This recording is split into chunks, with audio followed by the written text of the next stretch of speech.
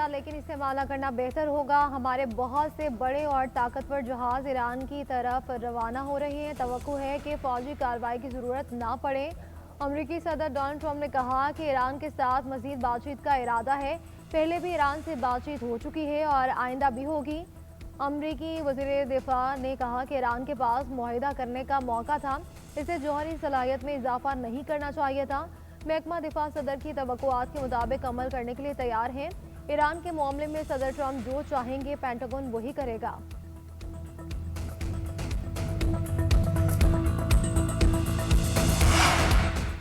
यूरोपीय यूनियन ने ईरानी पासदारानी इनकलाब को दहशतगर्द तंजीम करार दे दिया। फैसला यूरोपीय यूनियन और वज़ीर ख़ारिजा इजलास में किया गया। हालिया मुजाहिरों में हलाकतों के जिम्मेदार ईरानी अहदेदारों पर सफरी पाबंदी आयद, अहदेदारों के बैरूनी मुल्क असासे भी मुंजमद कर दिए गए। और इजलास का कहना था कि जबर का जवाब दे बगैर नहीं छोड़ा जा सकता। जो हुकूमत अपने शहरियों पर तशद्दुद करे वो तबाही की तरफ बढ़ रही होती है। इकदाम से पासदारानी इनकलाब को अलकायदा जैसे गिरोहों के बराबर लाखड़ा किया जाएगा। फ्रांसीसी वज़ीर ख़ारिजा का कहना था कि ईरान में मुजाहिरों के दौरान तशद्दुद हुआ और इन जराइम पर कोई इस्तिस्ना नहीं हो सकता। बरतानवी वज़ीर आज़म के ईरान में मुजाहिरीन पर तशद्दुद की मजम्मत, कहा कि हमारा किसी मखसूस तंजीम को कलअदम करार देने पर तबसरा न करने की पॉलिसी है। गजा में नस्ल कुशी पर खामोशी और ईरान के नाम पर इंसानी हुकूक का शोर मचाया जा रहा है। यूरोपीय यूनियन का इकदाम महज तशहीरी हथकंडा है। यूरोप कशीदगी कम करने की बजाय आग भड़काने में मसरूफ है। ईरानी वज़ीर ख़ारिजा अब्बास अराग़ची का कहना है कि पासदारानी इनकलाब को दहशतगर्द करार देना बड़ी गलती है। पाकिस्तान में ईरानी सफ़ीर रज़ा अमीरी ने कहा कि ईरान पर हमला पूरी मुस्लिम दुनिया पर हमला तस्वुर होगा। सूरत हाल पर मुसलसल नज़र रखी जा रही है। अमेरिका के मुतालबात काबिल कबूल नहीं। ईरानी फ़ौज ने यूरोपीय यूनियन का इकदाम गैर मंतकी, गैर जिम्मेदाराना और बदनीयती पर मबनी करार दे दिया। अस्करी ढांचे में 1000 स्ट्रेटेजिक ड्रोन शामिल कर लिए। फौजी तर्जुमान ने कहा, अमरीकी अड्डे हमारे मिसाइलों की रेंज में है। हमला हुआ तो फैसलाकुन जवाब देंगे। मुमकिन हमले से निपटने के लिए फौजी मंसूबे और अहकामात पहले ही जारी कर दिए गए। वज़ीर आज़म शहबाज शरीफ और ईरानी सदर के दरमियान टेलीफोनिक राब्ता, बदलती हुई इलाकाई सूरत हाल पर तबादला ख्याल। वज़ीर आज़म का खित्ते में अमन, सलामती और तरक्की के फ़रोग़ के लिए पायदार मुज़ाकरात और सिफारती राब्तों की अहमियत पर जोर। नायब वज़ीर आज़म इसहाक़ डार का ईरानी वज़ीर ख़ारिजा अब्बास अराग़ची से टेलीफोनिक राब्ता हुआ। खित्ते की बदलती सूरत हाल पर तशवीश का इज़हार। तर्जुमान दफ्तर ख़ारिजा के मुताबिक दोनों रहनुमाओं ने इत्तफ़ाक़ किया कि बातचीत और सिफारतकारी ही मसाइल का वाहिद हल है। करीबी रवाबित बरकरार रखना से ही इत्तफ़ाक़ किया जाएगा। लाहौर में खुले मैनहोल में गिरकर मां बेटी की मौत, सादिया और रिदा की मैयत आबाई इलाके शोरकोट पहुंचा दी गई। नमाज जनाजा कुछ देर बाद गांव अलायार जोता में अदा की जाएगी। मैयतें पहुंचने पर अहले इलाका की बड़ी तादाद पहुंची। लवाहिकीन गम से निढाल। हादसे ने खानदान समेत पूरे इलाके को गहरे गम में मुब्तला कर दिया। इलाका मकीन रिश्तेदार और मुख्तलिफ मकाते पे फिक्र के लोग शिरकत करेंगे। अलमनाक अमवात पर इलाके की फजा सोगवार है। सिंधु, उस्मान यासीन, दानियाल सेफ्टी इंचार्ज और अहमद नवाज, चारों को अरेस्ट करें और इनको नहीं छोड़ना, इनके ऊपर स्ट्रॉन्ग केस बनाएं। प्रोजेक्ट डायरेक्टर टीपा है जाहिद हुसैन और जो उस्मान बाबर है वासा से, इन दोनों को आप नौकरी से बर्खास्त करें और फॉरएवर, और उसके बाद इनको कोई नौकरी नहीं मिलनी चाहिए। इनको लगे पता कि इन्होंने कितनी बड़ी मुजरिमाना गफलत की। वज़ीर आला Punjab Bhati gate manhole वाक़े पर बरहम 2 अफसरों को नौकरी से निकालने और 5 को गिरफ्तार करने का हुक्म। इजलास में खिताब करते हुए ये वाक़या कत्ल है। उसूली तौर पर कमिश्नर, डिप्टी कमिश्नर और असिस्टेंट कमिश्नर को सजा मिलनी चाहिए। मामला दबाने की कोशिश की गई। हर मरहले पर मुजरिमाना गफलत बरती। खातून के शोहर को थाने में बंद करके ज्यादती की गई और उतारे गए कैमरों की जगह मुतबादिल इंतजाम क्यों नहीं था। गैर कानूनी पार्किंग क्यों थी। पेनाफ्लेक्स लगाकर साइड बंद की गई। रोशनी का भी कोई इंतजाम नहीं था। कॉन्ट्रैक्टर से 1 करोड़ रुपए लेकर मुतासरा खानदान को देने का हुक्म। हुकूमत की तरफ से खातून के शोहर को गाड़ी देने का ऐलान। अज़मा बुखारी और चीफ सेक्रेटरी की गलत हक़ाइक़ शेयर करने पर माजरत।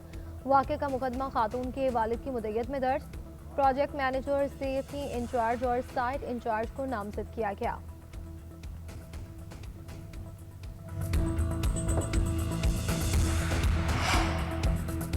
सिंध हुकूमत का सानिहा गुल प्लाजा की जुडिशल इंक्वायरी कराने का ऐलान। सीनियर वजीर शर्जील इनाम मेमन ने रिपोर्ट में कोताहियों का एतराफ़ कर लिया। सिंध काबीना सब कमेटी की फैक्ट फाइंडिंग रिपोर्ट पर बड़े फैसले। 5 अफसरों को मअतल कर दिया। दीगर हुकाम की गफलत साबित होने पर कार्रवाई होगी।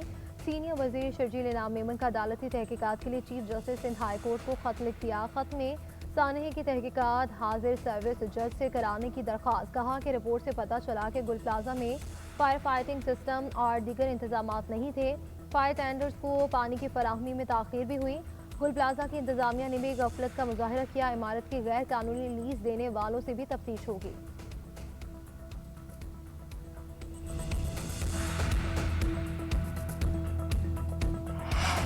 वज़ीर-ए-आज़म से मुल्क के बड़े एक्सपोर्टर्स और कारोबारी शख्सियात की मुलाकात कुछ देर बाद होगी। सनत, तिजारत और बरामदात में इजाफे का विजन पेश करेंगे। सनतकारों को मुआशी सूरत हाल और हुकूमती इक़दाम पर एतमाद मिलेंगे। कौमी मईशत में नुमाया किरदार अदा करने वाले एक्सपोर्टर्स को अवार्ड से भी नवाजेंगे।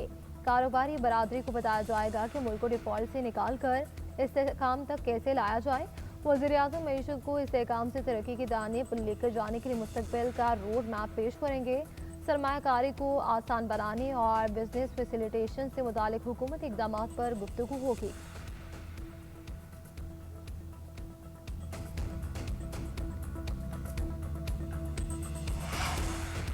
पाकिस्तान और बांग्लादेश के दरमियान 14 साल बाद फ़ज़ाई राब्ता बहाल। बांग्लादेश की बेमान एयरलाइंस की परवाज़ों का कराची से बाकायदा आगाज़। पहली परवाज़ 149 मुसाफिरों को लेकर पहुंची। परवाज़ को वाटर सल्यूट पेश।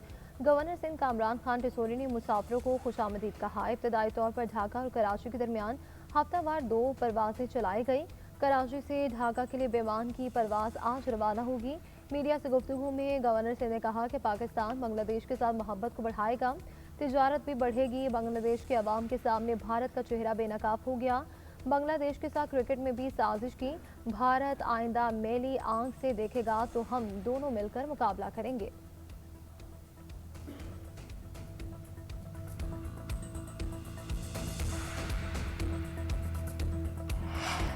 कौमी एयरलाइन की निजकारी की ट्रांजैक्शन की दस्तावेजात पर दस्तखत की तकरीब। वज़ीर-ए-आज़म शहबाज शरीफ, फील्ड मार्शल सैयद आसिम मुनीर और वफाकी वज़रा की शिरकत। वज़ीर-ए-आज़म शहबाज शरीफ ने कहा कि कौमी एयरलाइन की निजकारी का सारा अमल TV पर बराह रास्त नशर किया गया। बोली में अरबों रुपए का इजाफा हुआ। बोली 180 अरब रुपए पर आकर रुकी। इदारे के नए मालिकान 135 अरब रुपए की सरमायाकारी करेंगे। 55 अरब रुपए हुकूमत पाकिस्तान को मिलेंगे। पूरी कौम को तवक्को है कि अब इन्हें बेहतरीन सफरी सहूलियात मिलेंगी।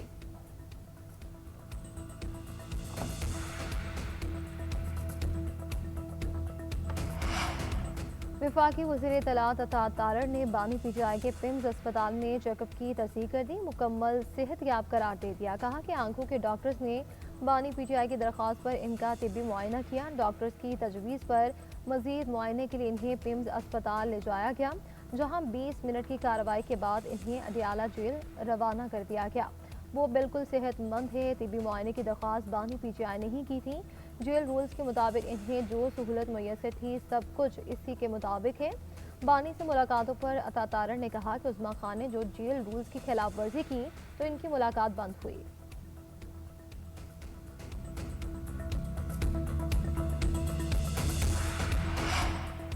बानी PTI की बीमारी को क्यों छुपाया गया, फैमिली और ज़ाती मौलिज को क्यों नहीं बताया गया। वज़ीर आला KP सुहेल आफरीदी के अडियाला जेल के बाहर मीडिया से गुफ्तगू। कहा कि इनके लीडर को हफ्ते की रात जेल से अस्पताल मुंतकिल किया गया था। सवाल ये है कि बानी की सेहत की हालत यहाँ तक क्यों पहुँची कि इन्हें अस्पताल ले जाना पड़ा।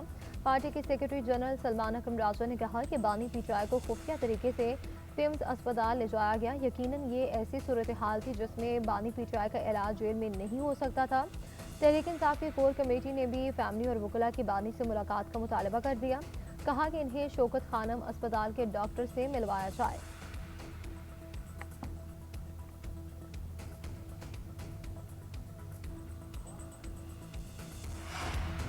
कराची में रातगीर ट्रैफिक हादसात में 4 अफराद जान की बाजी हार गए। केमाड़ी में तेज रफ्तार गाड़ी ने मोटरसाइकिल सवार फैमिली को कुचल दिया।